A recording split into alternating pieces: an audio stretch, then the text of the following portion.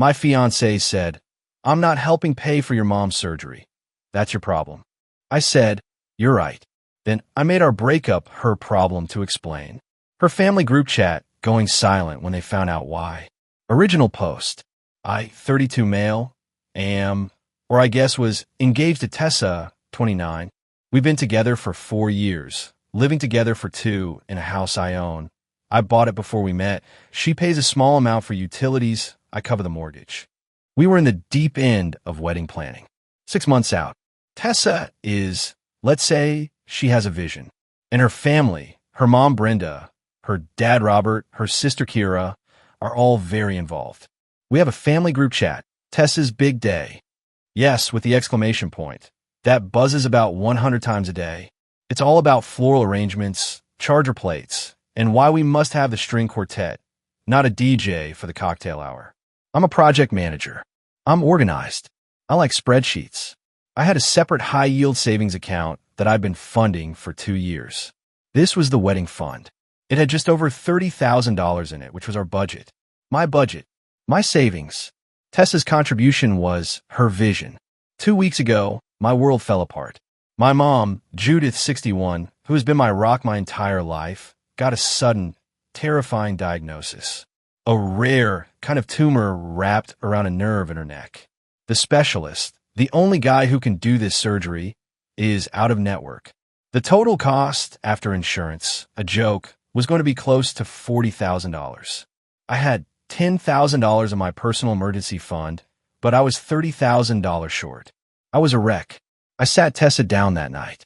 I was shaking. "Tess," I said, my voice barely working. It's mom. It's bad. She needs surgery. The gap is $30,000. Tessa's face was concerned, but in a distant way, like I just told her our flight was delayed. "Oh my God, Liam. That's awful. Is she okay?" "No, she's not okay. She needs this surgery like now." I took a deep breath. I have to pull the money from the wedding fund. It's the only way. We'll have to postpone.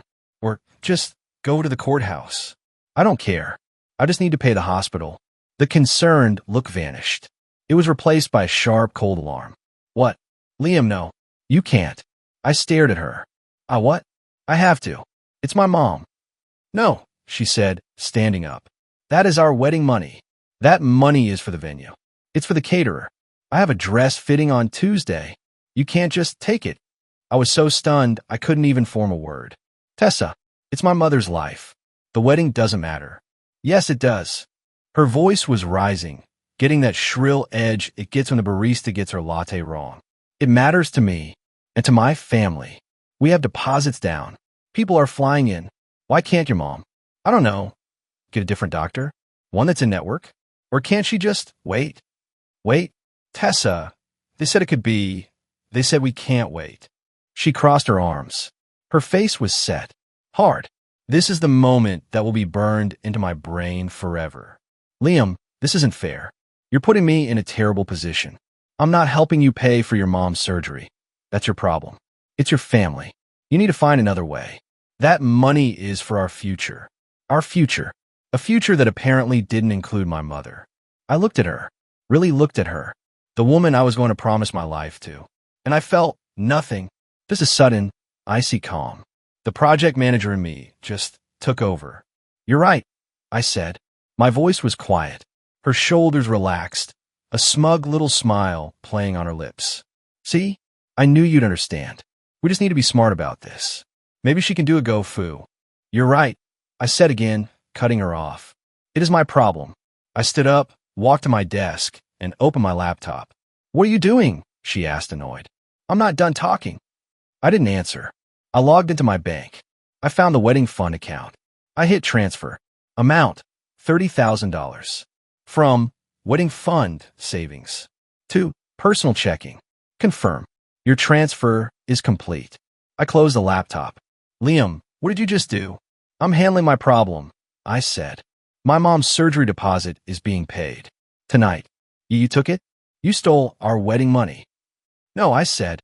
"I took my money from my savings account, and I'm using it to solve my problem. Just like you said." You can't," she shrieked. "What about the caterer? What about the flowers? My mother is calling the venue tomorrow. I picked up my phone. I opened the Tessa's Big Day group chat. It was pinging, of course. Something from Kira about centerpiece mock-ups. I typed one message. Hi Brenda, Robert, and Kira. Unfortunately, I've had to liquidate the wedding fund I had saved. A serious, non-negotiable family medical emergency has come up. This means I am no longer able to contribute financially to any part of the wedding. All vendor contracts, deposits, and future payments will need to be handled by you and Tessa. I'm sure Tessa can explain the details. I hit send. Then I turned to Tessa, whose face was a mask of pure, white-hot rage. You bastard. You threw me to the wolves. My mother is in that chat. I know, I said.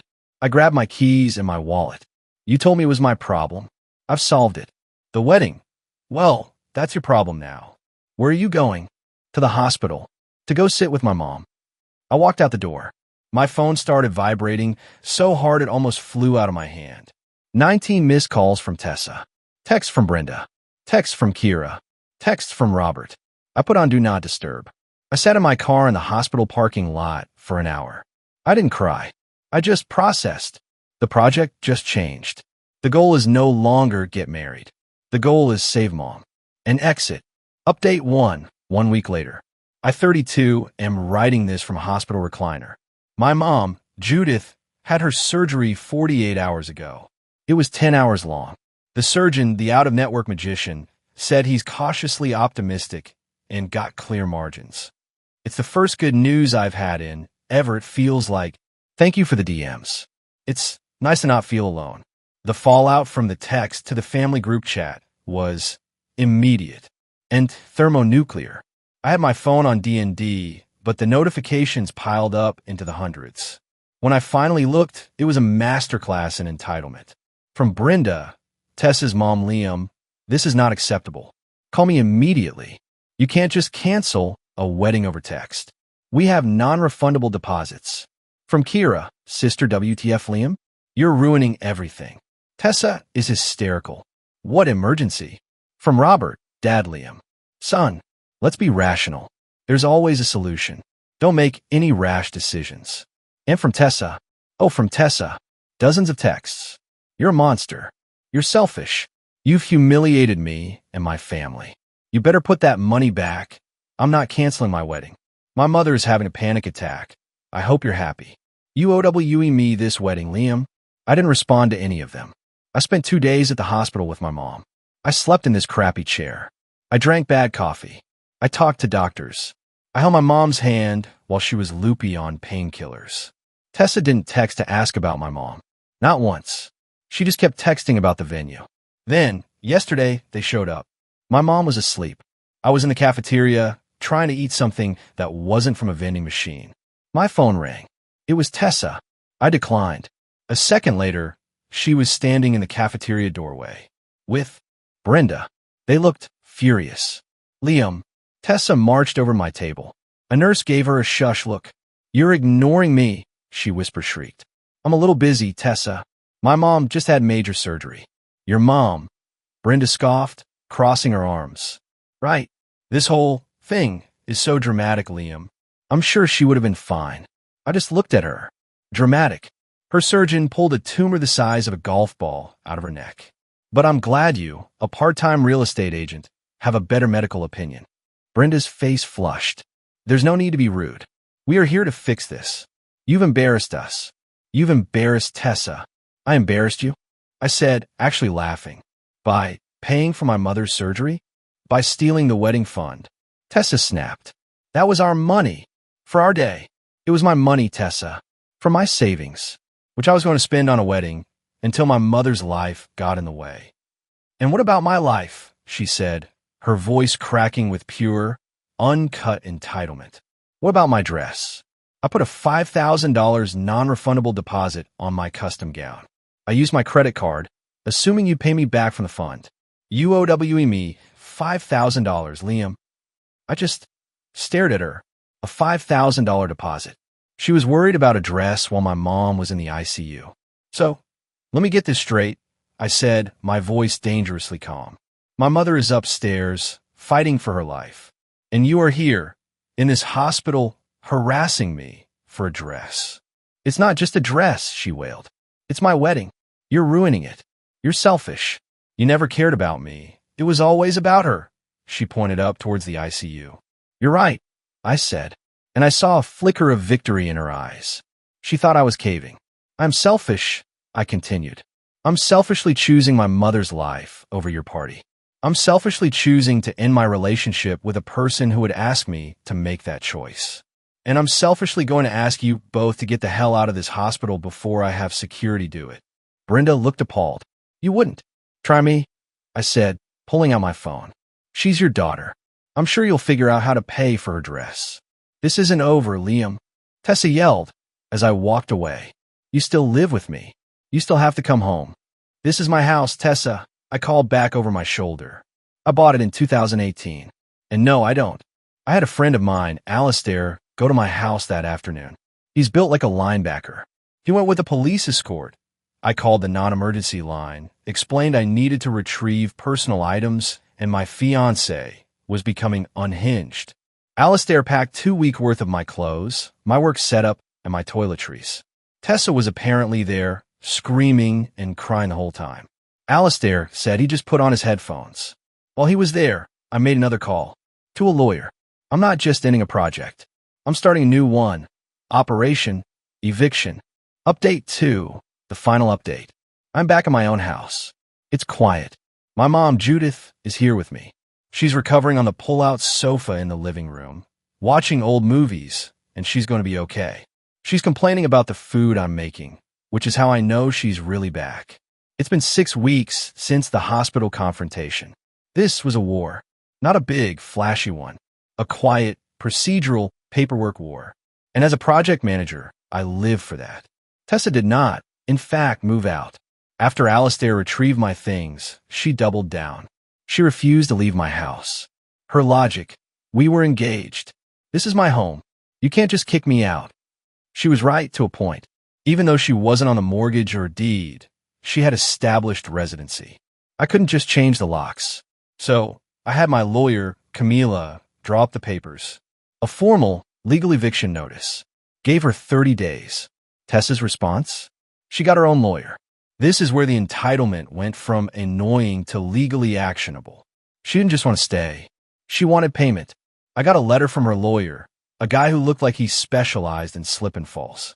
It claimed that Tessa was entitled to the $5,000 for her non-refundable dress deposit, an additional $15,000 for her emotional distress and social humiliation from the public cancellation of the wedding, $10,000 for her contributions to the household and unpaid domestic labor during the 2 years she lived with me. And the grand finale, she was demanding I sell the house and give her 50% of the equity, claiming it was a shared marital asset in all but name. I read the letter. I drank a very large scotch. Then I called Camila. This is a joke, right? It's a nuisance suit, Liam, she said, sounding tired. It's an intimidation tactic. She's hoping you'll panic and pay her something to go away. I'm not paying her a dime. Good, Camila said, because we're not just going to respond. We're going to educate. This is the part I'm proud of. This was my revenge. Camila drafted a response letter. It was a 10-page masterpiece of polite, brutal, fact-based destruction. It included a copy of my bank statement showing the $30,000 was in a sole proprietor savings account, opened before our engagement, funded solely by my paycheck. A copy of the deed and mortgage documents for my house, showing I was the sole owner, purchased 24 months before she even moved in. A detailed breakdown of the utilities she paid, which averaged $114 per month, versus the $2,200 per month I paid for the mortgage, taxes, insurance, and all other household expenses. We, politely, suggested her unpaid domestic labor was more than compensated for by her living virtually rent-free for 2 years. A copy of the receipt from the hospital showing a $30,000 deposit made for critical neck tumor resection, proving the funds were used for a verifiable medical emergency. And finally, a goodwill offer to settle this matter. We would not be paying her a cent. Instead, we were demanding she pay me $8,200. This was for her share of non-refundable deposits I had paid for the venue and the band, which were canceled as a direct result of her refusal to support a partner through a family crisis, constituting a breach of the engagement agreement. But here's the best part, the her problem to explain finale. Tessa's lawyer sent the demand letter only to my lawyer. Camila sent our response, not just to Tessa's lawyer. She CC'd Robert and Brenda, Tessa's last name, her parents. The cover letter read, Mr. Lawyer's name. Given that your client's parents, Mr. and Mrs. last name, were active participants in all financial and logistical planning for the canceled wedding, as evidenced by hundreds of messages in the Tessa's Big Day group chat, we are including them on this correspondence to ensure all parties are fully apprised of the factual and legal realities of this situation, and to prevent any further frivolous claims being made on Ms. Tessa's last name. Behalf. It was a tactical nuke.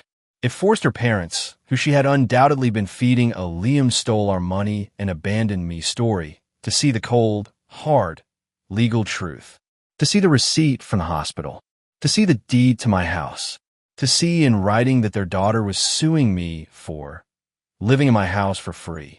The results were glorious. Tessa's lawyer called Camila 24 hours later. He was apologetic. There's been a misunderstanding. My client will be withdrawing her claims. The 30-day eviction deadline held. On the 30th day, Robert and Kira showed up with a U-Haul. Not Brenda. Not Tessa. Robert looked exhausted. He would make eye contact. He just nodded at me. Liam. They moved her stuff out in silence. Kira, the sister, paused on her way out. Liam, she said, her voice low. For what it's worth, my family is embarrassed. What she did, and then this. She held up a copy of our lawyer's letter. Mom and Dad are furious at her. I'm sorry you got caught in the middle, Kira. Yeah, well, she's got to live with Mom and Dad now. So I guess it's its own punishment. Good luck with your mom. And they left. The final, beautiful consequence? Tessa lost everything. She lost me. She lost her dream wedding. She lost her free ride living in my house. She lost her $5,000 dress, I assume. But worse? She lost face. She lost the respect of her own family, who she tried to use as her personal army. They saw exactly who she was. They had to call their friends, their family, all the people they bragged to, and explain why the wedding was off. And they knew it was because their daughter valued a party more than a person. She didn't just have to explain it. She's having to live it. That's her problem now.